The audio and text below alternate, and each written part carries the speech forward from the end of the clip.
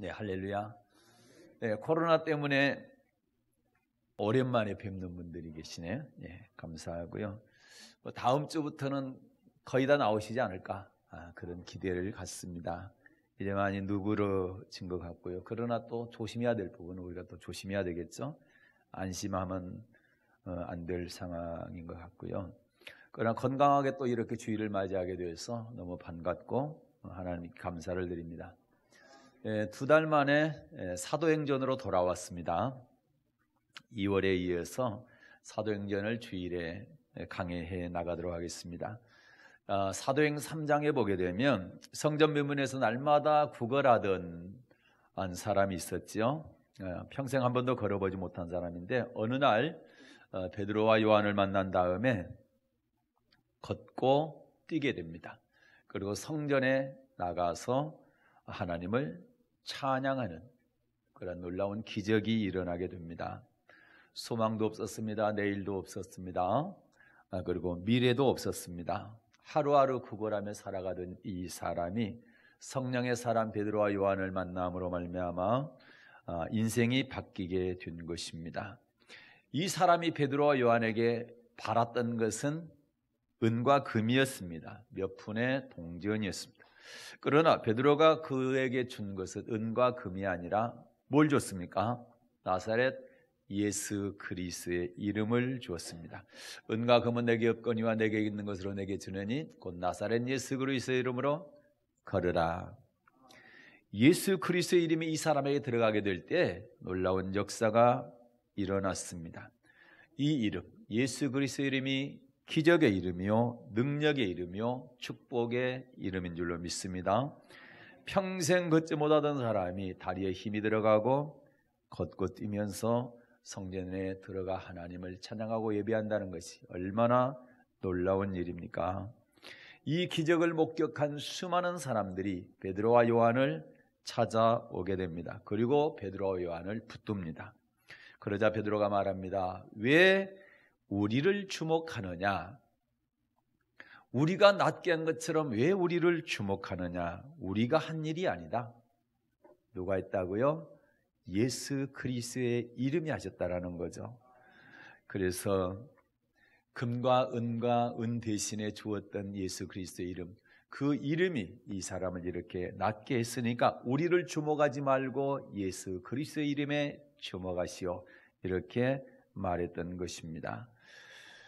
그래서 여러분, 저와 여러분도 마찬가지입니다. 어떤 기적과 표적을 봤을 때 그 기적과 표적을 그걸 자체를 보는 것이 아니고 그거를 보여준 그 사람을 주목하는 것이 아니라 그 표적을 일어나게 하신 주인공이신 예수님의 이름에 주목을 해야 된다. 그런 말씀인 것입니다. 요한복음 20장에 보게 되면 예수님께서 기적과 표적을 보여주신 분명한 이유가 있죠. 뭡니까? 그 기적과 표적을 통해서 예수가 하나님의 아들이신 것을 믿고 그리고 그 이름을 힘입어서 생명 얻으라고, 영생 얻으라고 그런 기적과 표적을 보여주신 것입니다. 아무리 내가 기적을 체험했다 할지라도 만약에 생명 얻지 못한다면, 영생을 얻지 못한다고 한다면 그 기적은 나에게 아무 의미가 없는 것입니다. 아무 소용이 없는 것입니다. 그래서 우리는 어떤 기적이 일어났을 때 그 기적에 초점을 맞추는 것보다 그리고 그 기적을 보인 사람에게 초점을 맞추는 것이 아니라 그 기적의 본질인 예수님께 초점을 맞춰야 될 줄로 믿습니다. 오늘은 사도행전 4장 1절부터 4절 말씀을 중심으로 부활하는 도와 고난이라는 제목으로 함께 은혜를 나누겠습니다. 본문을 다 같이 읽겠습니다. 사도들이 백성에게 말할 때에 제사장들과 성전 맡은 자와 사두개인들이 이르라 백성을 가르침과 예수를 들어 죽은 자 가운데서 부활하는 도 전함을 실하여 저희를 잡음에 날이 이미 저문고로 이튿날까지 가두었으나 말씀을 들은 사람 중에 믿는 자가 많으니 남자의 수가 약 5천이나 되었더라. 아멘. 사도들이 백성들에게 뭘 전했습니까? 부활하는 도를 전했습니다. 예수를 들어 죽은 자 가운데서 부활하는 도를 전했습니다. 그러면 사도들이 전한 부활하는 도가 뭘까요? 간단합니다. 예수가 죽었는데 3일 만에 살아났다. 이게 부활의 도입니다. 우리가 죽은 것도 진짜 보았고 살아나신 것도 진짜 봤다. 우리가 그 증인이다. 이것이 부활의 도를 전한 겁니다. 우리 기독교에서 부활이 빠지면은 의미가 아무것도 없는 껍데기 종교가 되고 맙니다. 부활이 그만큼 중요하다는 얘기입니다. 부활은 생명입니다. 그리고 소망입니다. 알맹입니다. 예. 만약에 예수님의 부활이 없었거나 또 그 부활을 믿지 않는다고 한다면 아무리 교회를 열심히 다녀도 그 사람은 그 믿음이 헛것이 됩니다. 그리고 여전히 죄 가운데 있음으로 말미암아 구원받지 못하는 것입니다. 고린도전서 15장을 보겠습니다. 고린도전서 15장 16절과 17절 말씀을 보겠습니다. 받들어 읽습니다. 만일 죽은 자가 다시 사는 것이 없으면 그리스도 다시 사신 것이 없었을 테여. 그리스도께서 다시 사신 것이 없으면 너희의 믿음도 떼고 너희가 여전히 죄 가운데 있을 것이요. 아멘. 그렇죠. 예수님께서 다시 사신 부활이 없다고 하면 너희 믿음은 헛되고 너희가 여전히 죄 가운데 있다. 죄 가운데 있다는 얘기는 죄 해결이 안 된다는 얘기니까 구원을 받을 수 없다는 말이 되잖아요. 또 부활이 없다면 부활을 믿다가 지금 잠자고 있는 성도들이 있죠. 그 성도들이 잠자는 것이 아니라 망하는 것이 됩니다. 그 다음 절 보게요. 18절. 또한 그리스도 안에서 잠자는 자도 망하였으리라. 아멘. 만약에 부활이 없다면 부활을 믿고 잠자고 있는 성도들이 다 망하는 사람들이 되죠. 그런데 어떻습니까? 틀림없이 부활은 있잖아요. 그래서 예수를 잘 믿다가 잠자고 있는 분들은 정말로 복받은 분들인 줄로 믿습니다. 또 여러분, 지금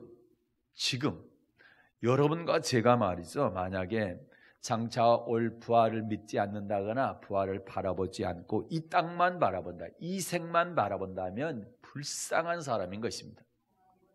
그 다음 절 봅니다. 19절입니다. 받들어 읽겠습니다. 만일 그리스도 안에서 우리의 바라는 것이 다만 이 생뿐이면 모든 사람 가운데 우리가 더욱 불쌍한 자리라. 아멘. 그래서 우리가 부활을 바라봐야 되는데, 영원한 생명을 바라봐야 되는데, 생명의 부활 얻기를 바라보고 그 소망으로 살아야 되는데, 그걸 바라보지 않고 이 땅만 바라보며 산다, 이 생만 바라보고 산다 그러면 가장 불쌍한 사람이 되는 것입니다. 사랑하는 여러분, 부활 믿습니까? 진짜 믿으세요? 정말 복 받았습니다. 예. 인간이 가장 두려워하는 게 뭡니까? 죽음입니다. 만약에 죽음을 뛰어넘을 수 있다, 또 죽음을 이길 수 있다, 그러면 우리의 인간의 가장 큰 두려움이 사라지게 되는 것입니다. 그래서 여러분, 우리가 죽음을 이길 수 있는 유일한 방법이 뭐냐? 예수를 믿는 겁니다.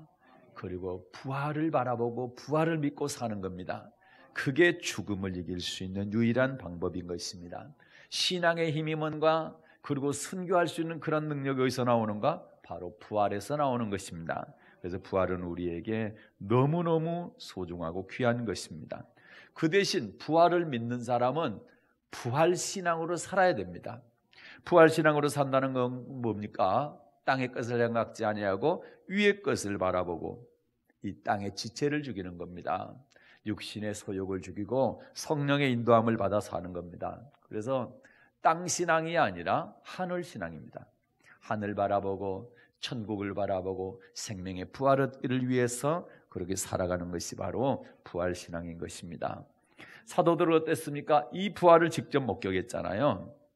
그리고 성령 세례를 받은 다음에 이 부활하는 도, 곧 부활의 도를 담대하게 전했습니다. 그랬더니 사도들이 이 부활의 복음을 전했더니 두 가지 일이 일어났습니다. 어떤 일이 일어나는지 한번 보겠습니다.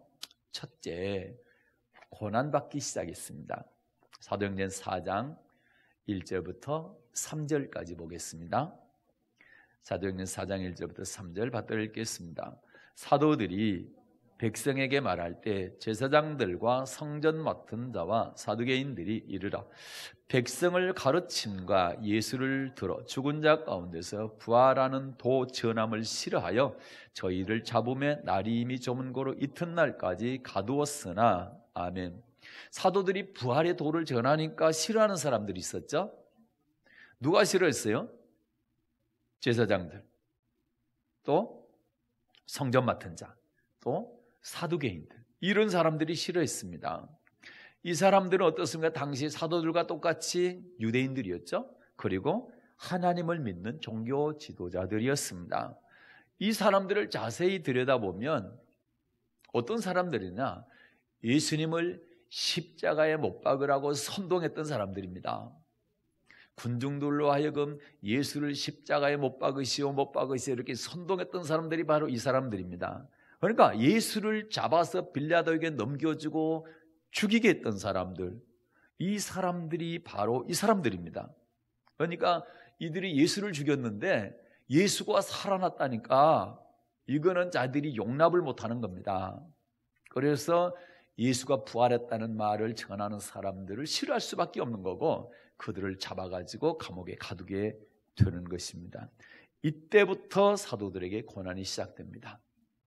예수의 십자가와 예수의 부활을 증거할 때부터 사도들에게 고난이 시작된 것입니다. 그러면 이 사람들은, 종교 지도자들은 왜 부활의 도를 싫어했을까? 당연한 말씀입니다. 이들은 예수님께서 평시에 제자들에게 가르친 말씀 가운데, 내가 예루살렘에 올라가서 바리새인과 서기관과 장로들에게 고난을 받고 3일 만에 살아나리라, 이렇게 말한 것을 이들이 다 듣고 알고 있었어요. 알고 있었죠. 그래서 자기들이 생각한 거예요. 맞아, 예수는 반드시 죽어야 돼. 그래서 예수를 우리는 죽일 수는 있어. 그런데 문제는 3일 만에 살아나면 큰일 난다는 거죠. 살아나서는 안 돼, 예수가. 그러면 자기들이 신성 모독죄로 죽였던 예수가 만약에 살아난다고 그러면 그거는 인간이 아니지, 분명히 하나님이죠. 그러면 예수가 하나님이다, 하나님의 아들이라 했는데 하나님의 아들이 아니라고 신성 모독죄로 죽였는데 살아나 봐요. 그러면 난리가 나는 거지. 자기들의 모든 기득권은 다 빼앗기게 되죠. 백성들로부터 너희는 하나님을 죽인 너희가 신성모독을 한 사람들이다, 그래서 돌 맞을 거 아닙니까? 그러니까 당연히 싫어할 수밖에 없고 핍박할 수밖에 없는 거죠. 자기들의 죄가 많잖아요, 드러나는 거죠. 이스라엘 백성들이 수천 년 동안 기다려왔던 메시아를 잡아 죽인 죄인들, 그 역적들이 바로 당신들이라는 것이 드러나기 때문에 어떻게 해야 돼요? 예수가 부활했다는 소문이 백성들에게 퍼져서는 안 된다라는 거죠. 그러니까 부활에 도전하는 걸 싫어했고 그들을 잡아 가두고 그들을 위협하고 협박했던 것입니다. 결정적으로 이 사람들이 부활을 싫어한 또 하나의 이유는 하나님께 속하지 아니하고 사탄에게 속했기 때문에 그렇습니다. 사탄은 본질적으로 어둠에 속한 존재입니다. 그래서 빛을 싫어합니다. 하나님이 빛입니다. 예수님이 빛이십니다. 하나님의 말씀이 빛입니다. 부활의 복음, 부활의 도가 빛입니다. 그래서 어둠은 싫어할 수밖에 없는 것입니다. 사탄은 원래가 거짓말쟁이입니다. 거짓의 아비가 바로 사탄입니다. 그리고 그 속에는 진리가 없습니다. 그래서 항상 말할 때마다 거짓말을 합니다. 예. 진리신 예수님을 싫어할 수밖에 없는 거죠. 예수님은 내가 길이고 진리다. 예수님은 진리이기 때문에 비진리, 거짓말은 진리를 싫어할 수밖에 없습니다. 그래서 예수를 증거하고 부활을 증거하게 될 때 싫어하게 된 것입니다. 사탄의 세력들이 가장 두려워하는 것이 뭐라고 그랬어요? 예수님의 부활이죠. 그래서 예수님께서 부활했다는 소식을 딱 듣자 이 사람들이 뭐 합니까? 요즘 말로 말하면 가짜 뉴스를 만들어내는 겁니다. 어떻게 가짜 뉴스 만들어내는지 보겠습니다. 마태복음 28장 11절부터 15절 보겠습니다. 마태복음 28장 11절부터 15절 받들어 읽겠습니다.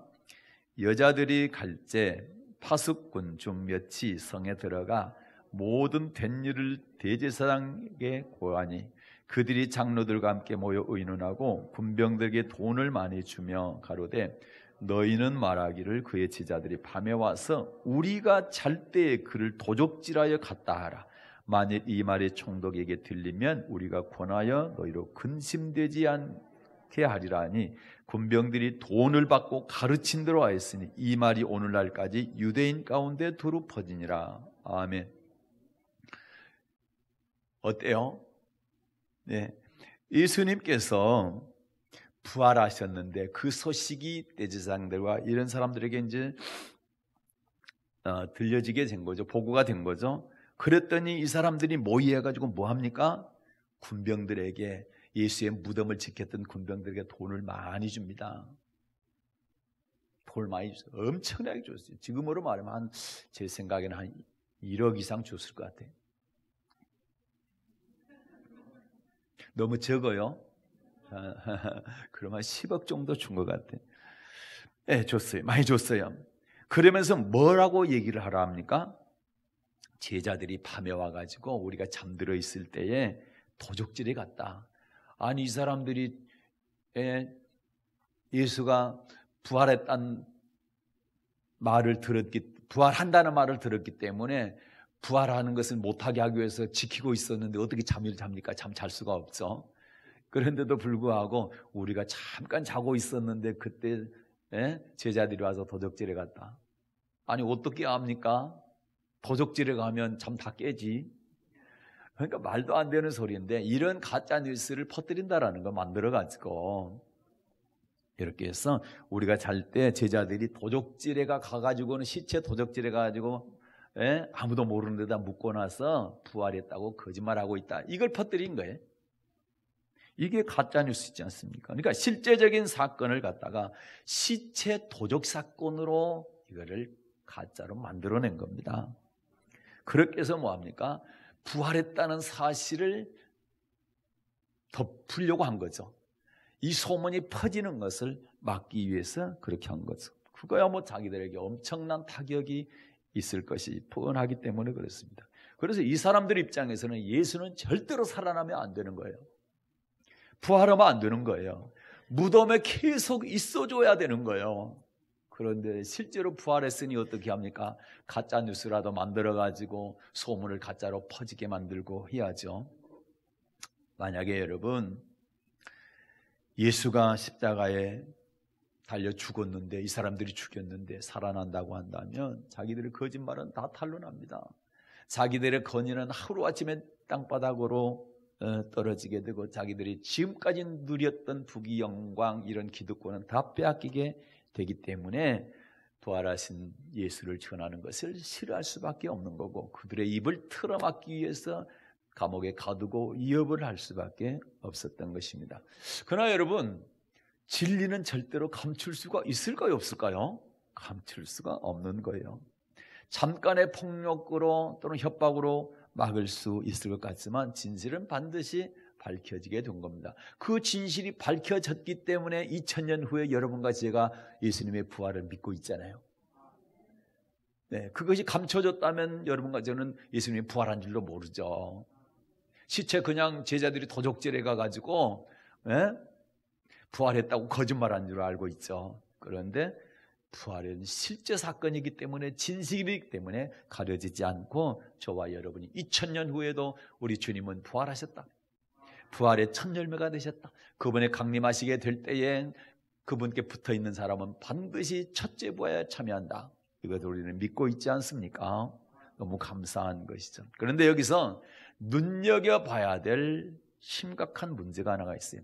대제사장들을 비롯해서 내 성전 맡은 자 또는 뭐 사두개인들 이런 사람들이 하나님을 믿는 사람이었어요? 안 믿는 사람이었어요? 다 하나님을 믿는다고 하는 사람들이었습니다.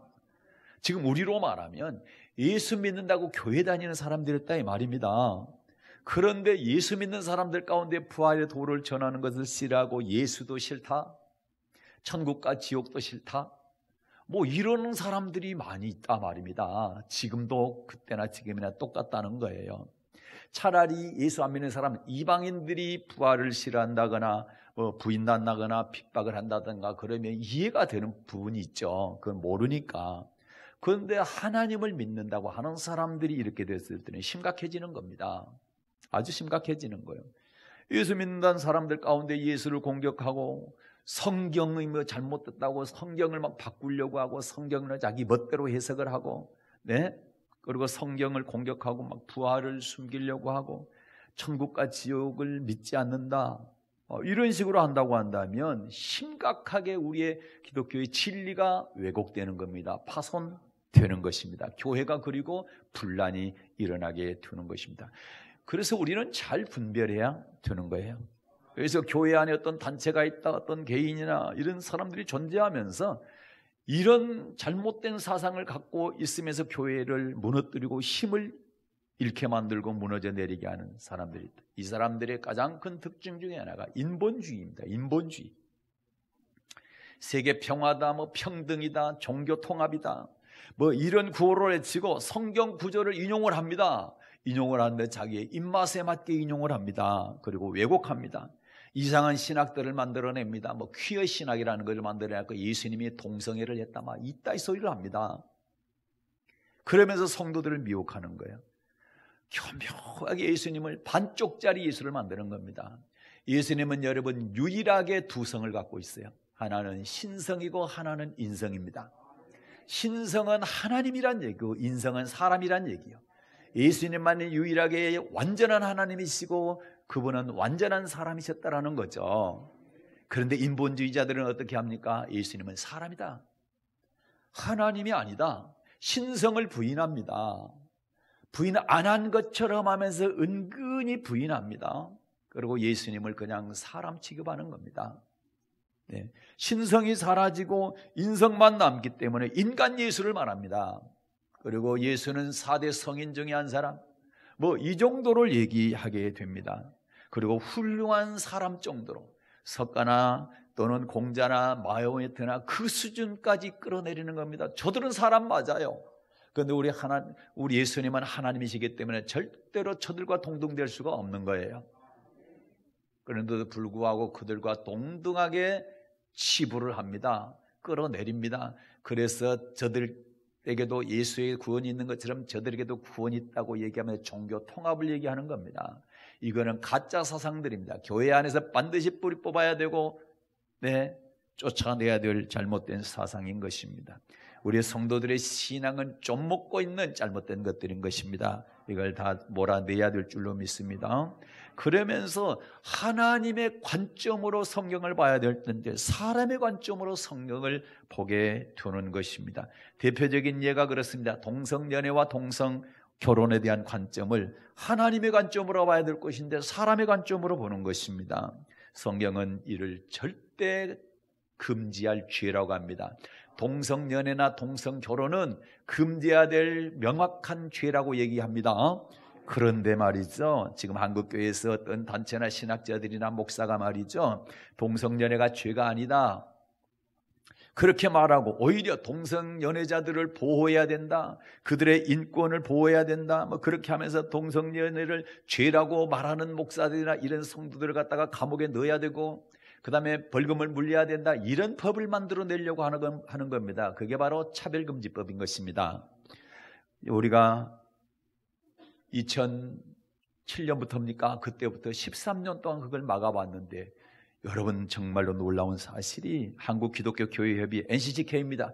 정의평화위원회라는 곳에서 4.15 총선 다음 날입니다. 4월 16일 날 총선 딱 끝났는데 하루 만에 가장 먼저 입장문을 발표했습니다. 제21대 국회의원 총선거 결과에 대한 우리의 입장.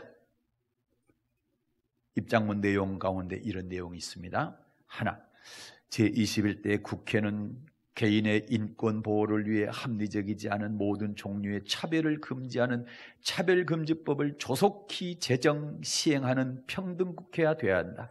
차별금지법 제정은 더 이상 미룰 수 없는 당면 과제이자 인권 선진국으로 나아가는 필수 요건이다. 제21대 국회는 온전한 차별금지법 제정에 앞장섬으로써 소수라는 이유로 그 존재를 무시하는 혐오와 차별을 넘어 환대와 평등의 사회를 만들어가는 일에 박차를 가하기 바란다. 여러분 어떻습니까? 이게 한국 기독교 교회협의라고 해라고 하는 NCGK 정의평화위원회에서 발표한 입장문입니다. 정말로 까무러치고 이거 자빠질 일입니다.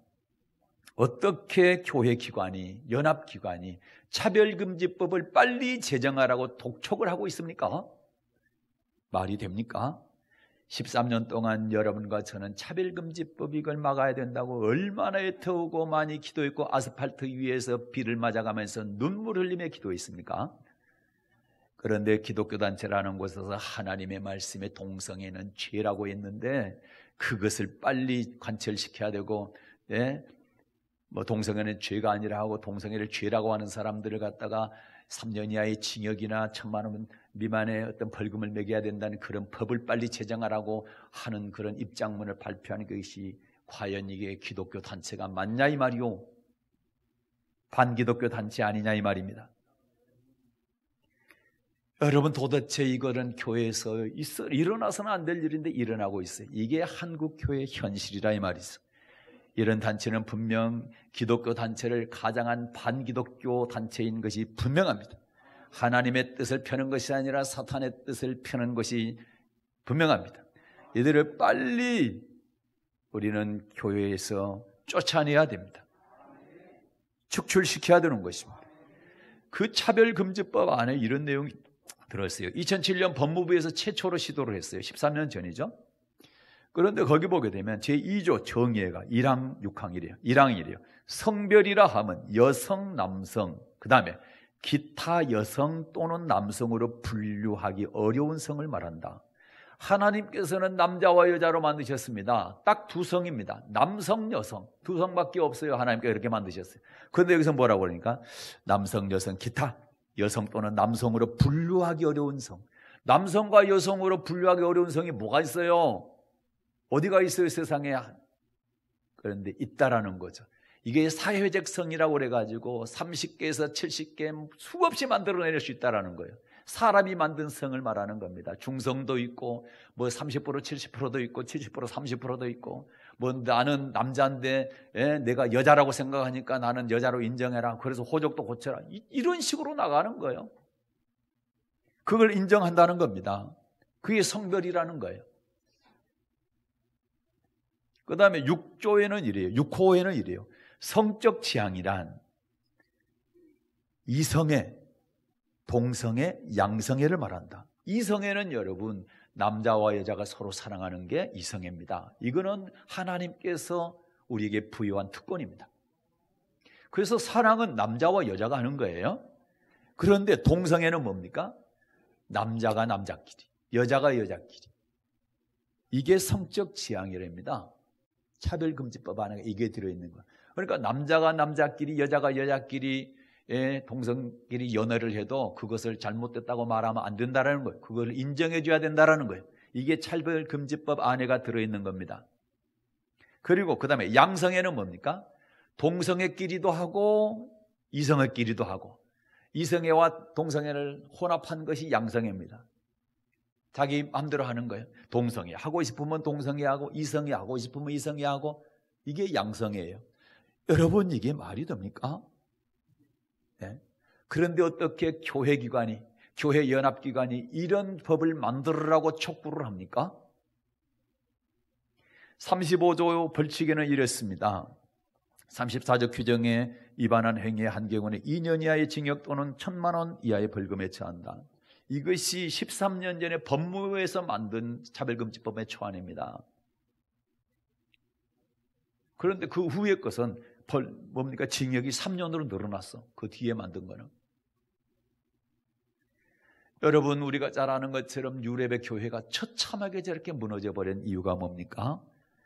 지금 우리의 차별금지법과 똑같은 평등법, 인권법, 이런 명목으로 되어진 그런 법들 때문에 그렇습니다. 그러면 우리도 이런 법이 제정되게 되면 유럽 교회처럼 급속하게 교회가 쇠퇴된다는 것은 눈으로 보면 뻔히 아는데도 불구하고 교회 기관에서 교회 안에 있는 어떤 목사님이나 신학자들이나 이런 사람들이 이런 걸 주장한다는 게 도대체 있을 수가 없는 일인데 이런 일이 일어나고 있다 이 말입니다. 우리는 철저하게 이걸 막아내야 합니다. 목숨 걸고 막아내야 됩니다. 초대교회에서 사도들이 예수를 말하고 부활의 도를 말할 때에 그들을 말하지 못하도록 잡아서 감옥에 가두고 협박하고 했던 이 종교 지도자들, 제사장들과 성전 맡은 자들과 사두개인들과 바리새인과 서기관들과 다를 게 뭐가 있냐 이 말입니다. 사도들은 어떻게 했습니까? 우리는 보고 들은 것을 말하지 않을 수 없다. 담대하게 전했지 않습니까? 여러분과 저도 마찬가지. 하나님의 말씀은 창세기부터 계시록까지 66권 1189장 31,101절의 이 말씀은 정확무오하다. 이 말씀은 죄라고 했다면 죄다. 이렇게 우리는 선포할 수 있어야 되는 거죠. 이렇게 선포했는데 이 사람들을 갖다 감옥에 집어넣겠다. 또 뭡니까? 벌금을 물리겠다 하면 이 당시의 사두개인들과 제사장들과 바리새인과 다를 게 뭐가 있냐 이 말이요. 그들의 편에 설 것입니까? 사도들의 편에 설 겁니까? 우리는 사도들의 편에 서서 우리는 보고 들은 것, 그리고 하나님의 말씀은 정확하기 때문에 우리는 이 말씀을 전하지 않을 수 없다. 이대로 우리는 살아가지 않을 수 없다. 이렇게 반드시 선포하고 말해야 되고 그렇게 살아야 되지 않겠습니까? 이것이 바로 바른 신앙인 것입니다. 그러면 여러분, 우리는 그리스도인이 받는 고난을 어떻게 바라봐야 될 것인가? 고난에는 두 가지가 있습니다. 하나는 예수님과 상관없이 애매하게 받는 고난입니다. 이 고난을 우리는 징계라고 얘기합니다. 또 하나는 예수님 때문에, 예수님의 말씀 때문에 받는 고난이 있습니다. 그런데 여러분, 이것을 믿음의 시련이라고 하는데 지금 사도들이 받는 고난은 뭡니까? 종교 지도자들한테, 대제사장들한테 받는 고난은 뭡니까? 예수와 상관없는 애매한 고난입니까? 예수 때문에, 말씀 때문에 받는 고난입니까? 부활의 도를 전함으로 받는 고난이잖아요. 예수 때문에 받는 고난이잖아요. 그래서 고난에는 어떤 의미가 있는지, 자, 베드로전서 4장 15, 16절 보겠습니다. 예수 때문에 받는 고난에는 어떤 의미가 있는지 베드로전서 4장 15절 16절 받들어 읽겠습니다. 너희 중에 누구든지 살인이나 도둑질이나 악행이나 남의 일을 간섭하는 자로 고난을 받지 말려니와 만일 그리스도인으로 고난을 받은즉 부끄러워 말고 도리어 그 이름으로 하나님께 영광을 돌리라. 아멘. 살인이나 도둑이나 이런 악한 일 때문에 고난받지 말라는 거죠. 악을 행함으로 고난받지 말라. 그러나 그리스도인으로서 예수와 말씀 때문에 고난받는 것은 부끄러워하지 마라. 오히려 이런 고난을 받게 되면 예수 이름으로 영광을 돌리라. 할렐루야. 12절부터 14절도 보겠습니다. 베드로전서 4장 12절부터 14절. 사랑하는 자들아, 너희를 시련하려고 오는 불시험을 이상한 일 당하는 것 같이 이상히 여기지 말고 오직 너희가 그리스도의 고난에 참여하는 것으로 즐거워하라. 이는 그의 영광을 나타나실 때에 너희로 즐거워하고 기뻐하게 하시려 함이라. 너희가 그리스도의 이름으로 욕을 받으면 복 있는 자로다. 영광의 영 곧 하나님의 영이 너희 위에 계심이라. 아멘. 그래서 여러분, 우리를 연단하기 위해서 오는 시련, 예수 때문에, 예수님의 말씀 때문에 받는 시련, 불시련, 이런 걸 이상히 여기지 말라. 그거는 당연하다. 그리고 그리스도의 고난에 참여하는 것으로 뭐하라? 기뻐하라. 왜? 만약에 다음에 예수님께서 영광 나타나실 때는 고난받는 이 사람들이 생명에 부활하게 된다. 그것 때문에 예수님 때문에 내가 욕을 듣고 있냐? 그러면 오히려 감사하고 기뻐해라. 주님 강림하실 때 반드시 이런 사람들이 생명의 부활을 얻기 때문이다. 영광을 얻기 때문이다. 예수님께서 이 말씀에 대해서 복음서에 이렇게 말씀하시죠. 마태복음 5장 10절부터 12절입니다. 핍박에 대해서 이렇게 말씀하셨어요. 마태복음 5장 10절부터 12절 받들어 읽겠습니다. 의를 위하여 핍박을 받는 자는 복이 있나니 천국이 저희 것입니다. 나를 인하여 너희를 욕하고 핍박하고 거짓으로 너희를 거스려 모든 악한 말을 할 때에는 너희에게 복이 있나니 기뻐하고 즐거워하라. 하늘에서 너희의 상이 큽니다. 너희 전에 있던 선지자들이 이같이 핍박하였느니라. 아멘. 의를 위해서 또 예수님을 위해서 핍박받는 것은 천국을 차지하는 지름길이다. 그 사람들이 복이 있다. 그러면서 그런 핍박을 받게 될 때는 어떻게 하랍니까? 12절에 보니까 기뻐하고 즐거워하라. 왜? 그 이유는 하늘에서 상이 크기 때문이다. 너희 전에 있던 선지자들은 다 이렇게 핍박받았다. 그 선지자들이 이렇게 핍박받을 때 다 기뻐하고 즐거워했다. 왜? 하늘에서 상 받을 것이 큰 줄을 알았기 때문에 이렇게 말씀하는 겁니다. 그래서 이런 복음서 예수님의 말씀을 근거로 해서 해석한 것이 서신서들이잖아요.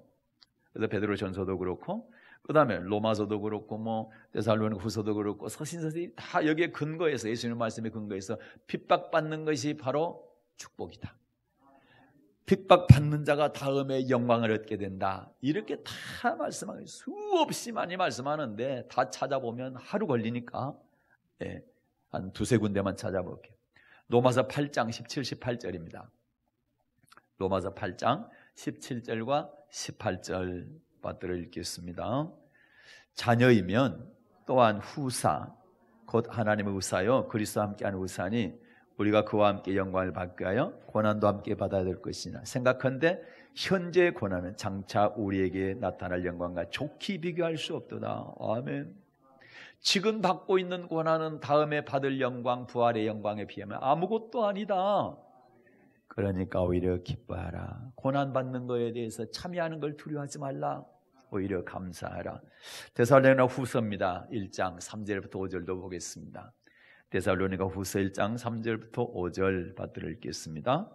형제들아 우리가 너희를 위하여 항상 하나님께 감사할지니 이것이 당연하면 너희 믿음이 더욱 자라고 너희가 다 각기 서로 사랑함이 풍성함이며 그리고 너희의 참는 모든 핍박과 환난 중에서 너희 인내와 믿음을 인하여 하나님의 여러 교회에서 우리가 친히 자랑함이라.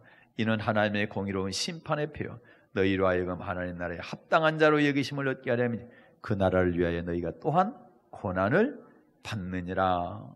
아멘. 여기 보니까 어떻습니까? 우리가 참는 모든 핍박과 환난 이걸 통해서 하나님께서는 심판의 표로 삼는다는 겁니다.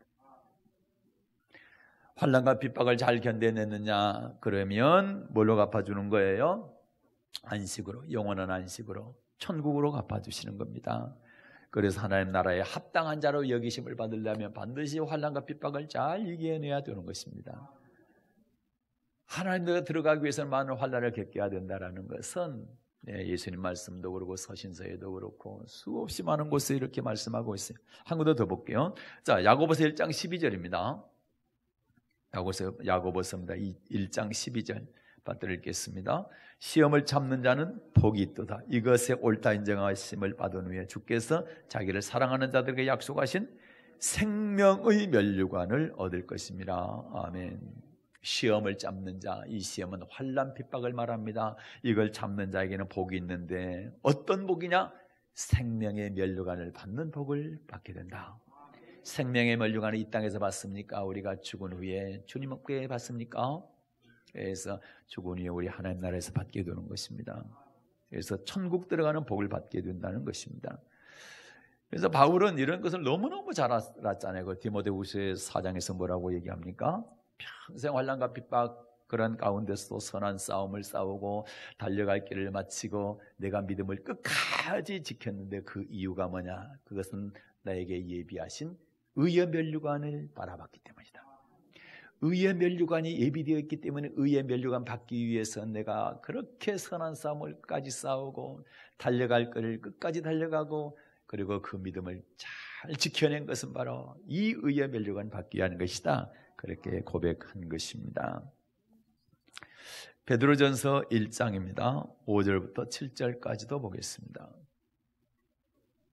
베드로전서 1장입니다. 5절부터 7절 받들어 읽겠습니다. 너희가 말세에 나타내기로 예비하신 구원을 얻기 위하여 믿음으로 말미암아 하나님의 능력으로 모하심을 입었나니 그러므로 너희가 이제 여러 가지 시험을 인하여 잠깐 근심하게 되지 않을 수 없었으나 오히려 크게 기뻐하도다. 너희 믿음의 시련이 불로 연단에 없을 금보다 더 귀하여 예수 그리스도 나타날 때 칭찬과 영광과 존귀를 얻게 하렴. 아멘. 말세에 나타내기로 예비하신 구원이 뭡니까? 영원 구원입니다. 천국 들어가는 구원이죠. 그 9절에 나와 있는 믿음의 결국은 영원의 구원함을 받는 거, 영원 구원, 천국 들어가는 구원입니다. 그런데 그 전에 우리가 이 땅에 신앙생활을 할 때 여러 가지 시험을 만날 수가 있다는 거죠. 여러 가지 시험을 만나면 잠깐 근심 안 하는 사람은 아무도 없어요. 환난 핍박이면 잠깐 근심을 하죠. 힘드니까. 그렇지만 오히려 크게 기뻐하라. 왜? 예수님께서 나타나실 때, 예수님께 강림하시길 때에 그분께 칭찬과 영광과 존귀를 얻기 때문이다. 그는 생명의 부활을 얻기 때문에 그 상을 바라보면서 이런 여러 가지 시험을 잠깐 근심하지만 오히려 기뻐하라, 이렇게 말씀하고 있는 것입니다. 사도들이 부활의 도를 전하게 될 때에 고난이 시작되었습니다. 그래서 여러분 절대로 말씀의 불순종함으로 인해서 받는 그런 징계의 고난 받지 마시고 예수 말씀 때문에 또는 예수님 때문에 받는 고난 잠깐 근심이 되지만 장차 받을 영광 그거를 위해서 잘 참아내시기를 바라고요. 자, 사도들이 부활의 도를 전할 때 첫째는 고난 받았네요. 두 번째 이런 일이 있었어요. 사도행전 4장 4절입니다. 두 번째 어떤 일이 일어났느냐? 사도행전 4장 4절 받들어 읽겠습니다. 말씀을 들은 사람 중에서 믿는 자가 많으니 남자의 수가 약 5천이나 되었더라. 어떤 일이 일어납니까? 아주 폭발적인 부흥이 일어납니다. 말씀을 들은 사람 중에 믿는 자가 많으니 남자의 수가 약 5천이다. 뭐 하는 사람 중에 믿는 자가 많았다고요? 말씀을 들은 자. 무슨 말씀을 들었습니까? 십자가와 부활입니다. 부활의 도입니다.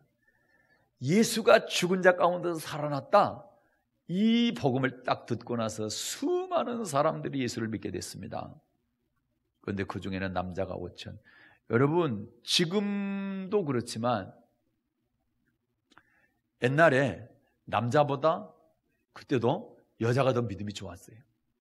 그러면 남자만 5천 명이면 여자가 더 많을 거고, 그 다음에 그때 당시에 남자 수를 셀 때 20세 이상만 셌어요. 그러면 20세 이하 있잖아요.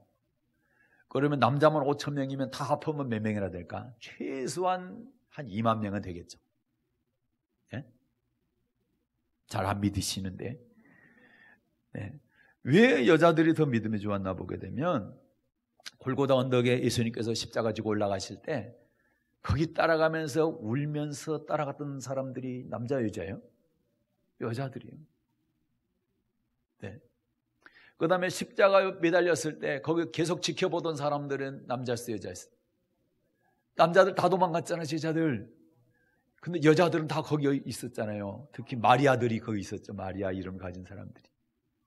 그랬잖아요. 그리고 예수님 부활하시는 새벽이 있죠. 새벽에 무덤에 갔던 사람들이 남자들이 갔대요, 여자들이 갔대요? 여자들이 갔잖아요. 그때나 지금이나 똑같아. 우리 바지씨들이 좀 더 분발해야 돼. 네. 그러니까 남자만 5천 명이면 한 2만 명은 믿었다는 얘기입니다. 그런데 사도행전 2장에 보게 되면 그때 또 베드로가 십자가와 부활을 또 전했더니 그때는 몇 명이요? 3천 명이 세례받았잖아요. 거기도 얼음 잡아 한 10,000명 될 거 아니에요. 그러면 어때요? 합하니까 한 3만 명 된다. 그때 예루살렘에 인구를 추산을 20만 명으로 합니다. 20만 명 가운데 3만 명이 갑자기 예수를 믿게 된 거예요. 이게 성령의 역사입니다. 성령의 역사요. 사도들이 오순절 날 성령을 받고 그리고 부활의 도를 전하게 되니까 폭발적인 부흥이 일어나게 된 것입니다. 이야, 2만 명 가운데 3만 명이면 15%. 나주 인구가 10만 명. 10만 명 가운데 15%면 15,000명. 이런 초대교회 부흥의 역사가 나주에도 일어날지어다. 15,000명이 예수 믿게 되면 뒤집어지는 겁니다. 이런 역사가 일어나요. 주여, 나주에게도 이런 부흥을 주시옵소서. 할렐루야. 우리 그렇게 기도합시다. 네. 그래요. 사랑하는 여러분, 예수님의 제자들은 고난과 핍박을 이상히 여기지 않았습니다. 당연하게 여겼습니다. 이 당연하게 여겼는데 우리도 마찬가지로 고난과 이런 핍박들에 대한 환난 내에서 이상히 여기지 말고 당연하게 여깁시다. 네? 당연하게 여겨서 끝까지 잘 견뎌낼 수 있기를 바랍니다. 그렇게 하게 되면 다음에 예수님 다시 나타나실 때, 재림하실 때에 영광과 칭찬과 존귀를 얻게 될 것이고, 또 교회적으로는 또 큰 부흥도 있게 될 줄로 믿습니다. 그래서 꼭 부활을 믿으시기 바라고, 부활을 전하시길 바라고, 거기에 따르는 고난은 오히려 기뻐하고 즐거워하고, 그리고 사도들과 같이 생명의 부활에 참여하는, 천국 부활에 참여하는 여러분 되시기를 예수님의 이름으로 축복합니다. 은혜로우신 하나님 감사합니다.